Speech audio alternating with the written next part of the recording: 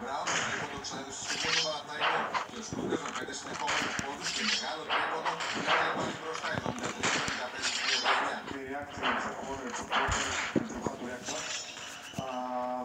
We have the good offensive selections in the end and we take a great victory. Για να διασφαλιστεί η νίκη, χρειάστηκε και η βοήθεια του Λεσόρ στα τελευταία δευτερόλεπτα. 15 πόντους ο Νατ, 14 ο Λεσόρ, 13 ο Σλούκας, από 12 Μπράουν και Γιουρτσέβεν.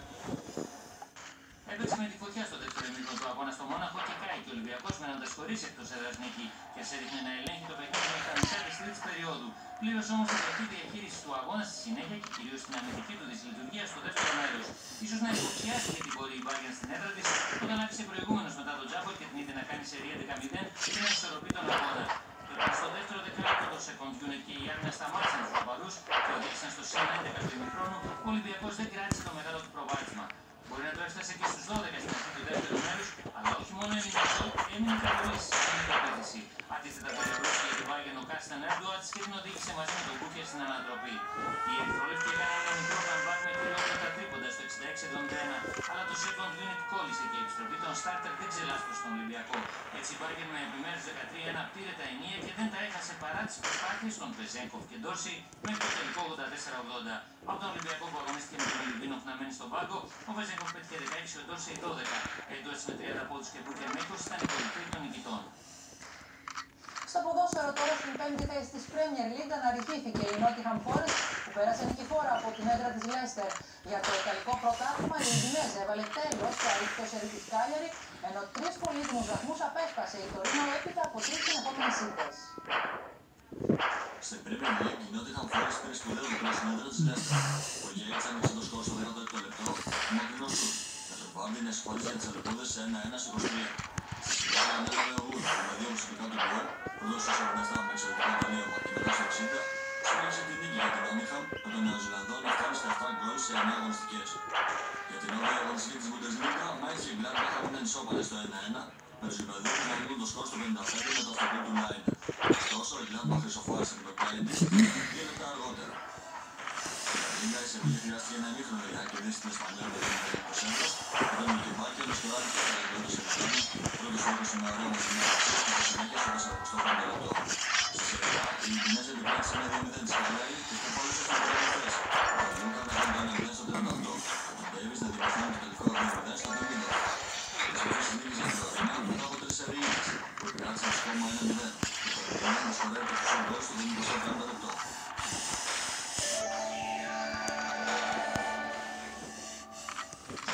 Προβλέπεται σχεδόν έθριος καιρός σε όλη τη χώρα με αραιές νεφώσεις παρουσιάζοντας στιγμές. Οι άνεμοι θα πνέουν στα δυτικά στιγμές, σε 2 βόρεια 5 έως και ένα τοπικά εξποφόρα. Η θερμοκρασία δεν θα σημειώσει αξιόλογη μεταβολή. Θα φτάσει στα βόρεια Κρητικά και τις Κυκλάδες 22-23 βαθμούς, στην υπόλοιπη χώρα τους 5 και τοπικά στα νότια Κρητικά και το Βεκάνησα τους 26 βαθμούς. Στην Αττική προβλέπεται σχεδόν έθριος καιρός με τοπικές αραιές νεφώσεις. Οι άνεμοι βόρεια-βορειοανατολικοί στα ανατολικά 5 και το μεσημέρι με εξποφόρα. Η θερμοκρασία θα κινηθεί από 11 έως 24 βαθμούς. Στη Θεσσαλονίκη προβλέπεται γενικά έθριος καιρός, οι άνεμοι στενείς, η θερμοκρασία θα κυμανθεί από 11 μέχρι 23 βαθμούς. Κυρίες και κύριοι, εδώ ολοκληρώθηκε το δελτίο μας. Σας ευχαριστούμε που μείνατε μαζί μας. Η ενημέρωση συνεχίζεται στο Earth. Σκητάλη τώρα παίρνει ο Κώστας Λασκαράτος. Καλό απόγευμα σε όλους.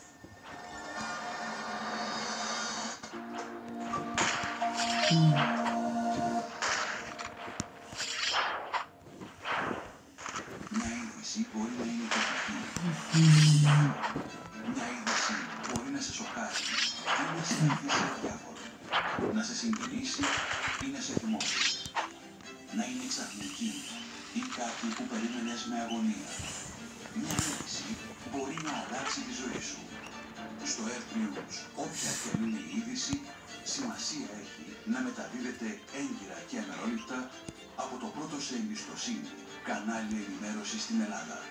Συντονίσου στο Earth News για άμεση ενημέρωση, αναλύσεις, εκπομπές και συνεχή ροή ειδήσεων από το μεγαλύτερο δημοσιογραφικό κέντρο. Earth News βάζει την ενημέρωση στη θέση της. Η πιο κρίσιμη αναμέτρηση στην ιστορία των ΗΠΑ είναι στο Earth News και μία από με τα λεπτό προς λεπτό όλες τις εξελίξεις.